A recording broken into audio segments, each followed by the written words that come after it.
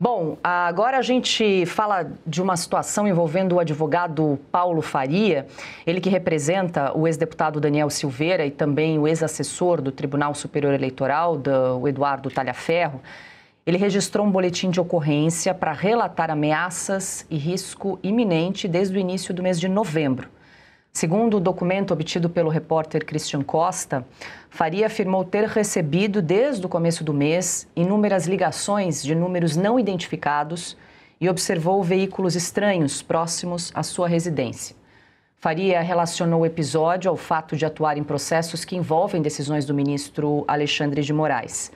O defensor destacou o seguinte, abre aspas, "A situação é nova para mim.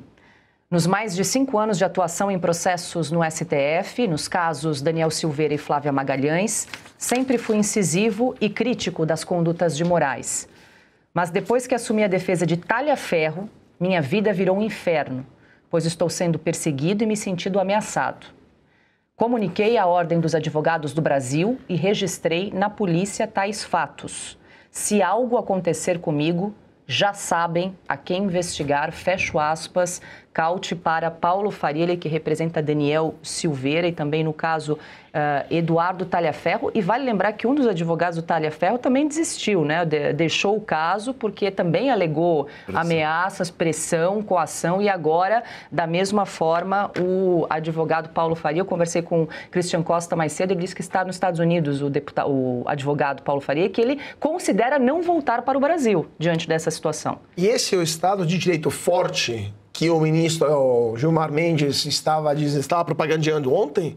Essa democracia perfeita, né, é o país onde as liberdades são garantidas, que o Supremo Tribunal Federal se orgulha de ter preservado, é disso que estamos falando. Onde está a OAB nisso tudo, sempre onipresente durante o governo Bolsonaro para falar de tudo e qualquer coisa e agora, mais uma vez, omissa, silenciosa, quando um seu membro denuncia esse tipo de comportamentos, esse tipo de atuações por parte de terceiros que claramente têm um objetivo só, acuá-lo e obrigá-lo a deixar o cargo. Porque não tanto a questão de Daniel Silveira, que por si só é um absurdo e é o primeiro dos abusos, de uma longa série de abusos, de descárnios, de que essa república, infelizmente, colecionou nos últimos 5 anos. Mas, além disso, o caso Talhaferro, que é a prova viva dos abusos cometidos por Alexandre de Moraes, é algo que o Supremo tira o sono do Supremo, porque mostra nitidamente com as mensagens, com os prints, com as conversas, de que sim, houve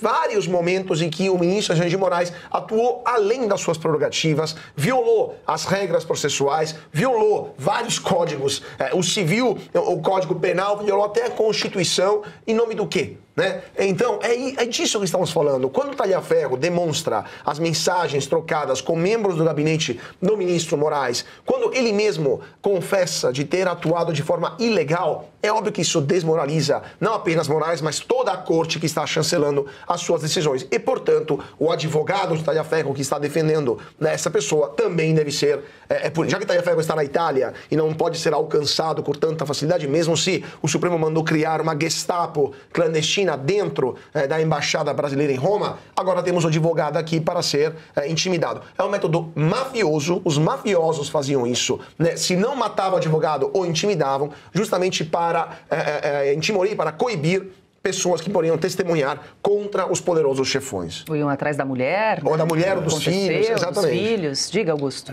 Ontem, o ministro Gilmar Mendes disse que o Brasil está vive tempos de normalidade exemplares, né? Veja bem, se eu cometo um crime, como um crime no singular, não. Se eu cometo os crimes sucessivos, como fez o próprio Alexandre de Moraes, eu quero que a testemunha, que quem testemunhou esses crimes, fique longe de mim. Aqui, eles querem trazer o Talhaferro, que é o cara que denunciou as ilegalidades.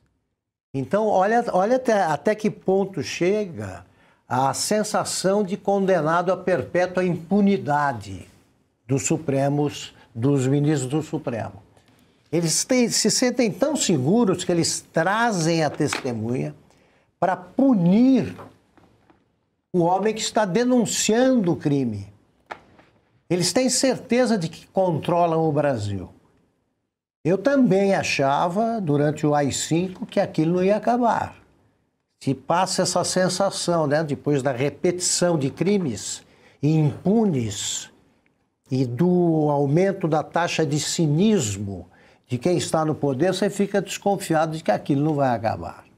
Essa sensação foi partilhada aí por meio mundo quanto ao Muro de Berlim e a União Soviética. Se achar, isso aí não acaba nunca. Pois é, Marcílio. Pois bem, o Alexandre de Moraes tem certeza, e os demais ministros também, de que eles instituíram a ditadura perfeita e de que não vai acabar. Pois eu não lamento informar que acaba sim. Acaba sim. E não vai demorar a acabar. Essa loucura, essa maluquice, ela não dura para sempre. Não dura para sempre. Eles vão viver para ver o que vai acontecer com os processos que eles fizeram. Pois é, só ia dizer que o advogado Paulo Faria admitiu ali para o nosso repórter que está com medo de voltar ao Brasil. Essa é a situação que nós estamos vivendo hoje, Marcília. Pois é, como o mestre Augusto aqui lembra, o estado de normalidade é um estado em que os advogados têm medo de fazer o seu trabalho, de cumprir a sua função. E também, Augusto... Só existe medo quando não há democracia. Exatamente. Como é que pode uma democracia compor-se com o medo? E o Augusto lembrou muito bem também a obsessão do Moraes por celular. Eu diria que outra obsessão que ele tem é por trânsito em julgado. Nós ontem vimos aqui a loucura dele, o apressamento por certificar trânsito em julgado. E no caso do Talhaferro, o Talhaferro denunciou essa semana também que entrou no sistema do próprio processo, que nem foi julgado, e tinha lá uma certificação de trânsito em julgado, do próprio caso dele. Nem tinha sido julgado. Provavelmente foi um erro, aí tiraram do sistema, mas quer dizer, parece, ou talvez isso possa insinuar que eles próprios já saibam o resultado do caso. Se a gente pudesse colocar tudo isso dentro de um livro, né, eles acabaram com colocar o Bolsonaro na prisão, esse é um capítulo, e agora o próximo capítulo é impedir que as pessoas que possam denunciar os abusos, como Felipe Martins e Talhaferro, tenham voz. É isso aí. Deixa eu só aproveitar o gancho, o Augusto falou, né, quando há medo não há democracia. Lembrei de um artigo do Adalberto Piotto, publicado na edição da Revista Oeste, para a gente compartilhar na tela, lembrando que Piotto está de férias, descansando um pouquinho, mas a gente lembrou dele aqui quando o Augusto fez essa menção, tá aí, ó, Quando Vamos Nos Salvar, na edição 296 da Revista Oeste, tem um trechinho que ele diz o seguinte: com medo, uma parte imensa do país se cala ou se contém demasiadamente. E quando há medo, não é democracia, é regime de exceção. Vale muito a pena dar uma espiada nesse artigo publicado pelo Piotto na mais recente edição da Revista Oeste. Está aí, então, na tela para quem nos acompanha. Lembrando, claro, que esse é um artigo exclusivo para quem assina a Revista Oeste. Eu já vou aproveitar, vou amarrar, porque nós estamos com a promoção no mês de novembro. A Black Oeste está no ar com descontos de até 40% na nossa assinatura digital e com um presentão, que é esse livro que está aqui também na minha mesa. Chegou da gráfica J.R. Guzzo, um gigante do jornalismo.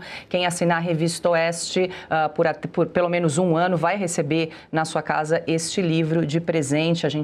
É uma homenagem que nós fazemos a J.R. Guzzo, um dos fundadores aqui da Revista Oeste, que nos deixou no mês de agosto. E a gente faz essa homenagem com uma coletânea de vários artigos publicados pelo Guzzo ao longo dos últimos 5 anos. Um presente, então, para você. Tá muito bonita essa capa e hoje eu vou ler aqui. Ontem eu li a do Piotto, eu vou ler uma frase da Ana Paula Henkel, que participa também aqui deixando a sua mensagem. Ela diz o seguinte: Guzzo tinha esse dom de navegar e guiar as pessoas em temas sérios com uma simplicidade profunda e brutalmente honesta, fazendo com que qualquer tipo de venda nos olhos fosse arrancada sem piedade.